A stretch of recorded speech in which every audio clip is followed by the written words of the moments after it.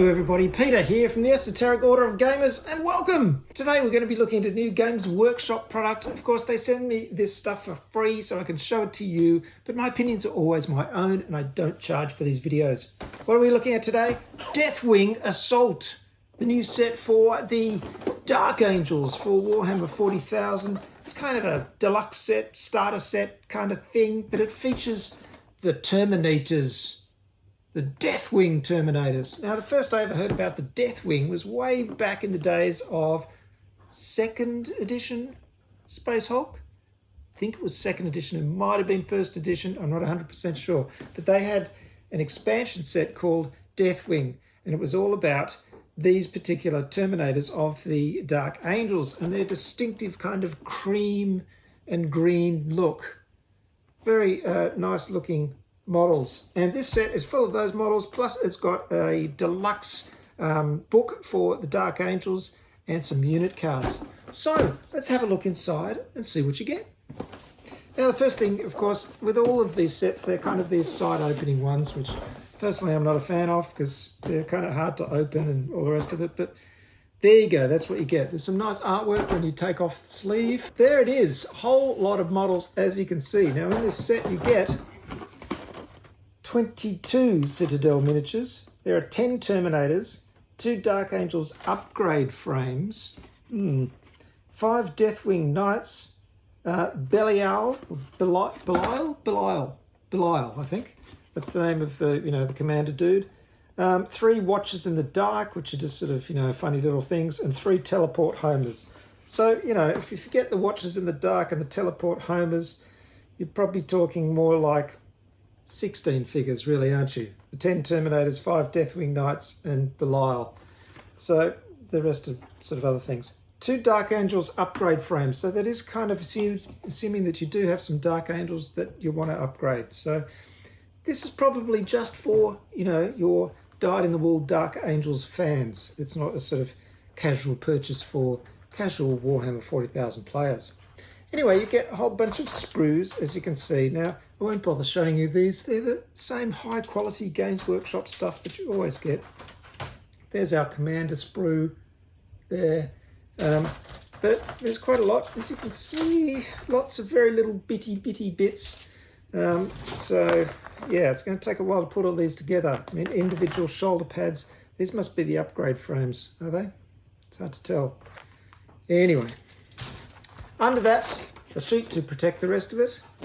And then you get your bases, of course.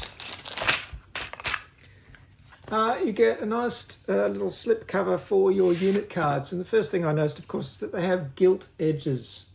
So if you've been hankering for gilt edges for your unit cards in Warhammer 40,000, now you got them. Yeah, it's pretty extravagant and pretty silly. I don't know, there seems to be a huge market for these fancy versions of Warhammer 40,000 stuff. So the really fancy books and the ones with the gold foil. You can see there's a bit of gold foil on the cover there. It's just, I know it's special, but it does feel like a bit of, a bit unnecessary, especially when the stuff's kind of, goes out of, fashion pretty quickly. Before you know it, there's a next round and there's another book and all the rest of it. So it's not like you're getting a first edition of Moby Dick or anything, are you? It's kind of something that isn't going to last very long because the next edition will come along. So do you really need the fancy gilt version with the nice bookmark and all the rest of it?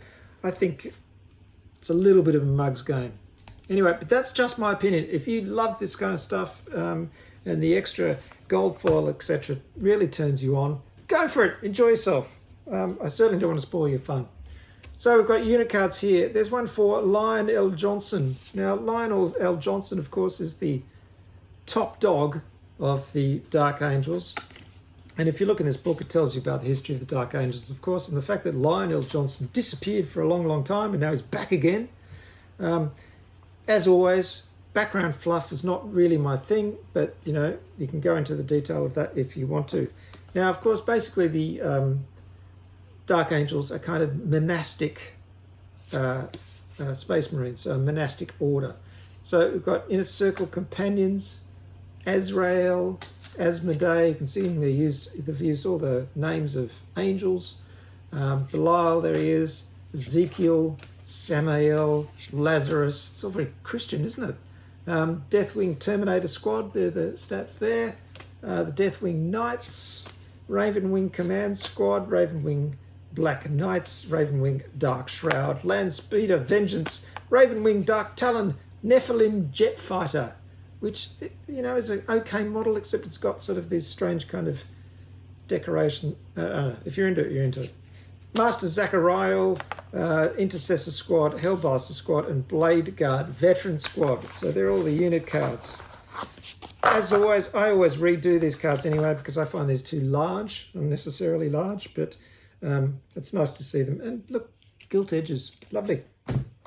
Then you've got, of course, a book for putting it all together. You've got a couple of transfer sheets. These are Dark Angels upgrade transfer sheets, so you can use these for your Dark Angels army if you've got one. And then we've got a very nice book. As I said, it's pretty slim. It's not a whole lot, you know, in there really. If you go through it, there's a bit of background info about the Dark Angels and the history. You know, I skimmed through this. It's, as I've said, my eyes glaze over. I don't find it particularly interesting. But some people are so into the lore. They're really into it. And if you say that Lionel Johnson's pinky was 7 centimetres long instead of 8 centimetres long, they'll get really angry with you. Who cares? The thing about lore is that it changes all the time. And you know why? Because different people come along in the company and they change things. So it's not real, folks. It's not like there's a one accurate version that they have to stick to. They change it all the time. And they usually change it for commercial concerns because, you know, they want to release a new set of models or something. So they come up with some lore for that particular set of models. That's how lore works. So we've got some nice pictures here of them in action. I do have to say, I do like the look of the Dark Angels and the whole monastic thing. Always appealed to me. And in fact, when I was finally getting around to say, okay, what am I going to paint my Space Marines for the latest edition, I did think about painting them Dark Angels for a while, but then there's only one problem, and that is there's the green and the red weapons. It just looks a little bit Christmassy. I know you've got to get that exact hue of green so it doesn't look too Christmassy, but it can still, if you look at it a certain way, it looks a bit Santa Claus, which is a bit of a shame.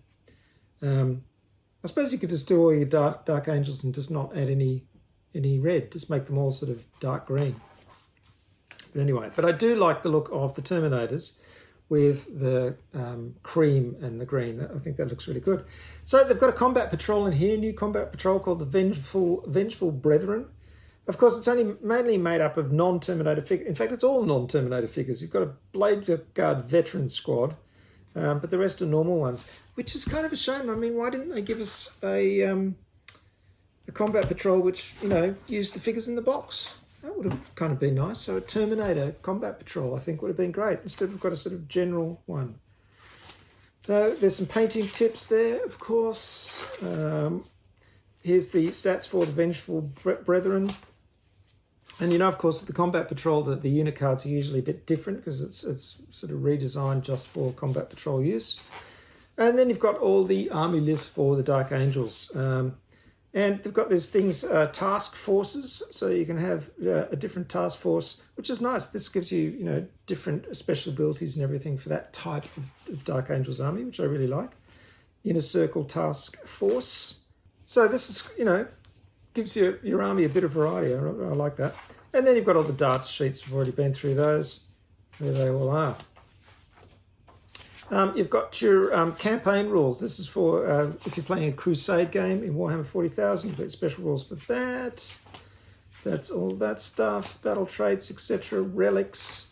La-di-da. Points values on the last page at the end. There you go. Dark Angels.